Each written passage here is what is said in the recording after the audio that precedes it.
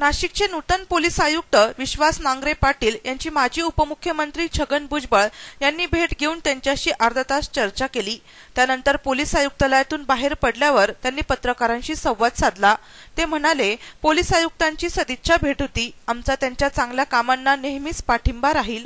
आपल्या नाशिक शहरामध्ये नवीन पोलीस आयुक्त आलेले आहेत, नांगरे पाटील, आणि कलेक्टर साहेब सुद्धा मांढरे आलेले आहेत। त्यांना सुद्धा मी भेटणार आहे। फक्त आपण जसं एक नाशिकमध्ये मी काम करतो आहोत, नाशिक जिल्ह्यातून आमदार आहे, पालकमंत्री, माजी पालकमंत्री आहे,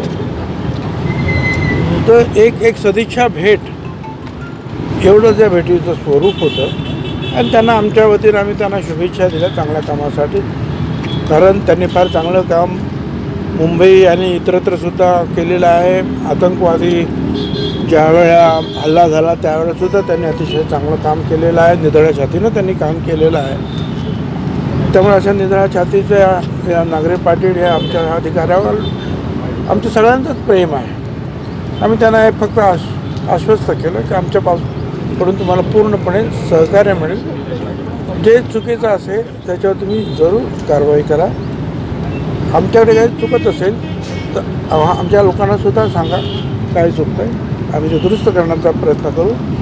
बाकी हेही सांगितलं की नाशिकचे लोक अतिशय चांगले आहेत, इथलं क्लायमेटही चांगले आहे आणि लोकही फार चांगले आहेत आणि मीडियासुद्धा अतिशय चांगला आहे। उर्मिला मातोरकरच्या काँग्रेस प्रवेशावर बोलताना मागच्या वेळी मोठ्या प्रमाणात चित्रपट कलावंतांनी बीजेपीकडून निवडणूक लढवली होती।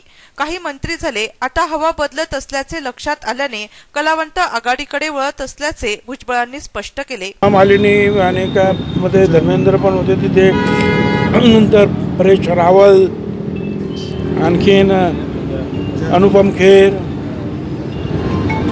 तर बीजेपीकडे सुद्धा जे अनेक हे जे कलाकार हे खासदार झालेत, विनोद खन्नासारखे काही त्यामध्ये मंत्रीसुद्धा झाले, शत्रुघ्न सिन्हासारखे काही जे आउटस्पोकन जे लोक होते निधड्या छातीनं बोलणारे ते बीजेपीच्या बाहेरसुद्धा गेले, ते आता दुसऱ्या पक्षातून उभे राहतात। तर राजकारणामध्ये कोणी येऊ शकतो, डॉक्टर येऊ शकतात, इंजिनियर्स येऊ शकतात, सामान्य माणसं येऊ शकतात, retired police officer, retired IAS officer, कलाकारसुद्धा येऊ शकतात। आणि मला ठीक आहे, आनंद आहे की आता जे आहे काँग्रेसमध्ये सुद्धा या सगळ्यांचं इनकमिंग सुरू झालेलं आहे।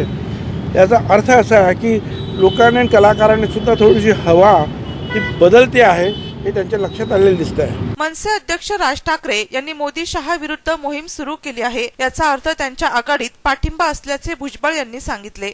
मनसेचे राज ठाकरे यांनी जाहीरच केलेलं आहे की ते मोदी आणि अमित शहा यांच्या विरुद्ध राज्यभर त्यांच्या विरुद्ध प्रचार करणार, त्यांच्या विरुद्ध प्रचार करणार। याचा अर्थच असा आहे की त्यांना हटवण्यासाठी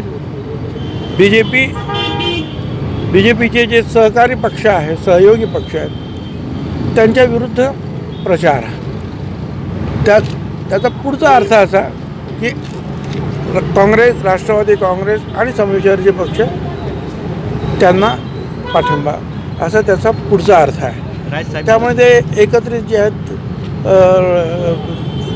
काम करण्याच्या दृष्टीनं कसं काय सहकार्य करता येईल त्या दृष्टीनं विचार विमर्श करण्यासाठी येत असतात आणि राज ठाकरे साहेबांनी सुद्धा त्यांना परवानगी दिलेली आहे। निवडणुकीच्या तोंडावर अनेक बंडोबा उठतात पण नंतर थंडोबा होतात, यावेळीही तसेच होईल असे त्यांनी स्पष्ट केले। मला कल्पना नाही कुठे कुठे बंड झाले, परंतु निवडणूक या सुरुवातीला फार बंडोबा उभे राहतात, नंतर मग सगळे थंडोबा होतात। आता शेवटपर्यंत बंड करून कोण उभे राहतात निवडणुकीमध्ये ते अजून कळायचं आहे। नाशिकमध्ये सुद्धा मी ऐकतोय की हे बंड करणार, ते बंड करणार। मला स्वतःला असं वाटतं की हे बंडोबा हळूहळू थंडोबा होऊन जातील। या प्रसंगी लोकसभा उमेदवार समीर भुजबळ, माजी खासदार देविदास पिंगळे, माजी आमदार जयवंत जाधव, शहराध्यक्ष रंजन ठाकरे, डॉक्टर कैलास कमोद, नाना महाले आदी पदाधिकारी उपस्थित होते। नाशिक सिटी न्यूज साठी प्रतिनिधी रोहन दानी, नाशिक।